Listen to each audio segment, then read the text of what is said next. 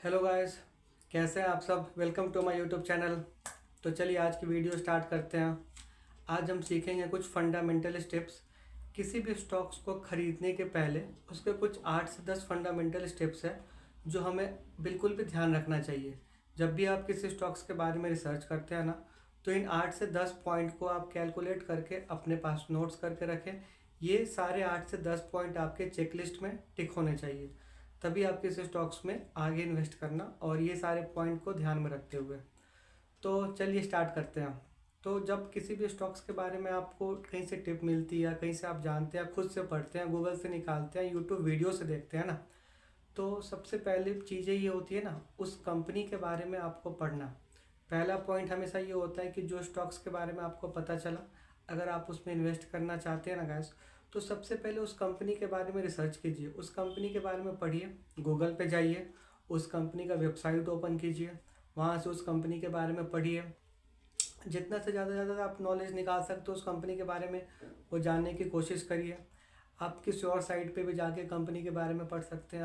आप simple YouTube पे भी जाके कंपनी के बारे में सर्च करेंगे ना, तो बहुत सारे वीडियोस आपको मिल जाते हैं उस कंपनी के बारे में। तो इस पॉइंट का हमेशा ध्यान रखने की सबसे पहला पॉइंट है, इन्वेस्ट करने से पहले उस कंपनी के बारे में अच्छे से पढ़ना, उस कंपनी पर रिसर्च करना। ठीक है। तो नेक्स्ट पॉइंट की ओर बढ़ते हैं। जब दूसरा पॉइंट हम देखते हैं ना, तो सबसे पहले दिमाग में हमारी ये आता है ना, जब हमने देख लिया कि कंपनी अच्छी है, तो फिर ये देखते हैं उसका वैल्यूएशन कैसा है। वो कंपनी महंगी तो नहीं है, महंगी है या सस्ती है। तो यहाँ पे हम स्टॉक प्राइस की बात नहीं कर रहे हैं। स्टॉक प्राइस कभी भी डिफाइन नहीं करता है कि वो कंपनी महंगी है या सस्ती है। पीई डिफाइन करता है, अर्निंग पर शेयर। किसी भी कंपनी का पीई जो है वो कम होना चाहिए। कभी कभी कोई सेक्टर होता है जहाँ पे हाई वैल्यूएशन होते हैं ना, तो उन सेक्टर्स में सारे कंपनी के पी महंगे होते हैं। बट नेचुरली आपको अगर मल्टी बैगर स्टॉक्स ढूंढना है ना, तो नॉर्मली आपको कम पी वाले कंपनी में इन्वेस्ट करना होगा। और एक चीज़ और आप ध्यान रखें, पी के साथ साथ पैरेलल आपका प्रॉफिट होना चाहिए। जिस कंपनी का पी बहुत कम है, अभी 2 है, 3 है, 4 है, 5 है, 10 है, 15 है, और साथ साथ उस कंपनी का प्रॉफिट ईयर ऑन ईयर बढ़ रहा है ना, तभी उस कंपनी में आप इन्वेस्ट करना। तो जब आप पी देखते हैं ना, और पी आपको किसी कंपनी का कम मिल रहा है ना, तो साथ में आपको नेट प्रॉफिट भी चेक करना है कि net profit year on year 15 से 20% से ग्रोथ हो रहा है या नहीं। तो सेकंड पॉइंट था पी। अब थर्ड पॉइंट को हम एक जगह रखते हैं, जो कि बहुत मैटर नहीं करता, बट फिर भी हर तरह के इन्वेस्टर होते हैं। थर्ड पॉइंट आता है हमारा मार्केट कैप, और साथ में आपका आएगा सेलिंग प्राइस, जो भी उस कंपनी के शेयर का जो प्राइस होगा वो। तो अभी देखते हैं मार्केट कैप जो है, हर कंपनी का अलग अलग होता है। जैसा कि मैंने वीडियो में बता ही रखा है पहले, कि लार्ज कैप कंपनीज होती है, मिड कैप कंपनीज होती है, स्मॉल कैप कंपनीज होती है। तो सबका अपना अलग अलग मार्केट कैप होता है। तो आप मार्केट कैप देखें, और स्टॉक प्राइस जो कंपनी का है, मैं कह सकता हूँ कि स्टॉक प्राइस बहुत सारे का स्टॉक कंपनी के 2000 होंगे, 2500 होंगे, लेकिन इवन उसका पी 15 होगा। कभी कभी ये भी होता है किसी कंपनी का, जैसे आप सुजलॉन ले लो, ये कोई डिस्क्लेमर नहीं है, उसका स्टॉक प्राइस 80 रुपये का है, लेकिन उसका पी अभी भी 125 130 के आसपास कर रहा है। तो ऐसे केस में आपको ध्यान रखना है कि मार्केट कैप क्या है और स्टॉक प्राइस क्या है। इसको भी आप कंसिडर कर सकते हैं, जो भी आपका बजट है, जो भी आपका स्टार्टिंग का एलोकेशन है, उसके अकॉर्डिंग। ठीक है। अब इम्पॉर्टेंट पॉइंट पे आते हैं। नेक्स्ट हमारा चौथा इम्पॉर्टेंट पॉइंट क्या है, कंपनी के ऊपर कर्ज कितना है और कंपनी के पास रिजर्व कितना है। ठीक है। तो ये जरूर देखें कंपनी के बारे में कि कंपनी के पास अभी रिजर्व कितना है, और पिछले 3 साल से देखें क्या वो रिजर्व बढ़ता जा रहा है कि नहीं। ईयर ऑन ईयर रिजर्व भी बढ़ना चाहिए कंपनी का। और साथ में ही कंपनी पे जो डेट है, जो कर्ज है, वो धीरे धीरे कम होना चाहिए। अगर कर्ज कम हो रहा है और कर्ज नहीं है तो वेल एंड बेस्ट, और अगर है और कम हो रहा है, या फिर इतना है जितना वो अपने रिजर्व से ख़त्म कर सके एक बार में, तो भी आपका ये चेक पॉइंट जो है टिक होता है कि चलो ठीक है, इतना कंपनी के पास रिजर्व है कि चाहे तो एक बार में पूरा डेट ख़त्म कर सकती है। अब हम नेक्स्ट पॉइंट की ओर बढ़ते हैं, वो है कंपनी का कैश फ्लो। कभी भी आप किसी स्टॉक में इन्वेस्ट करेंगे, तो ये 4 पॉइंट जब आपने चेक कर लिया ना, तो आपको ये देखना है उस कंपनी के पास कैश फ्लो होना चाहिए। ठीक है। कैश फ्लो होगा तो कैश फ्लो ही बताता है कि at the end of year company के पास कितना पैसा कैश बच रहा है, जिसको वो यूज़ करेगी अपने आगे के डेवलपमेंट में। तो कैश फ्लो हमेशा आप पिछले 3 साल का, 5 साल का चेक करें कि वो पॉजिटिव है या नहीं। ठीक है। अब आ जाते हैं अपने हम प्रॉफिट पे, प्रॉफिट सेल्स और रेवेन्यू पे। Next point, fifth point. सबसे पहले आप कभी भी स्टॉक्स में इन्वेस्ट करने से पहले ये फिफ्थ पॉइंट को जरूर ध्यान दें, वो है सेल्स। कंपनी का लास्ट 5 साल का ट्रैक रिकॉर्ड, 10 साल का ट्रैक रिकॉर्ड देखें कि ईयर ऑन ईयर कंपनी का सेल्स जो है बढ़ रहा है या नहीं। कंपनी का सेल्स ऑलमोस्ट 15 से 20% या 10% या 25% जो भी हो, बढ़ते रहना चाहिए ईयर ऑन ईयर। वो आप देखें, कम से कम 5 साल 10 साल का रिकॉर्ड जरूर देखें। उसके बाद देखिए एक्सपेंस, इतना सेल्स करने में कंपनी को एक्सपेंस कितना जा रहा है, तो वो भी मैटर करता है। उससे भी आपको बहुत कुछ समझ में आएगा कि अभी तक कंपनी ने, अगर मान लो इस साल का जो अभी इस साल का रिपोर्ट रहा उसके अकॉर्डिंग एनुअली रिपोर्ट में 2024 में अगर कंपनी ने 500 करोड़ का सेल्स किया है, तो कोई कंपनी 500 करोड़ के सेल्स के लिए हो सकता है कि 490 करोड़ का भी एक्सपेंस कर दे, कोई कंपनी 400 करोड़ का भी एक्सपेंस करे, कोई कंपनी 350 करोड़ का भी एक्सपेंस करे 500 करोड़ के सेल्स के लिए। तो ये चीज़ आपको देखना है कि कंपनी का एक्सपेंस कितना जा रहा है, खर्चा कितना जा रहा है, इतना सेल्स करने में कंपनी का लायक कितना जा रहा है, ठीक है। और उसके साथ साथ अब आपको देखना है कि कंपनी का नेट प्रॉफिट क्या है, जो कि हमने पहले बात किया था, फिर से हम बात करेंगे।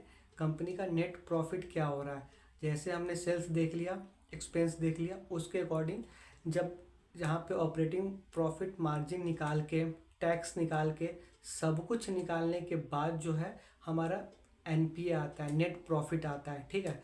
तो नेट प्रॉफिट जो है वो ये बताता है डायरेक्टली इस साल में कंपनी को इतना प्रॉफिट हुआ, इतने पैसे का, इतने करोड़ का प्रॉफिट हुआ। तो आपको ये भी देखना है कि पिछले 5 से 6 साल में करीबन कंटिन्यूअसली कंपनी का जो प्रॉफिट है, एनुअली प्रॉफिट बढ़ना चाहिए।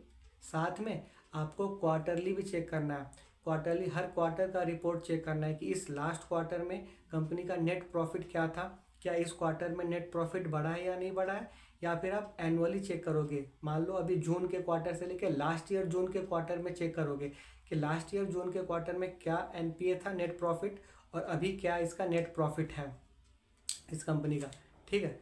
तो ये हो गया हमारा छठा पॉइंट। अब हम नेक्स्ट बढ़ते हैं।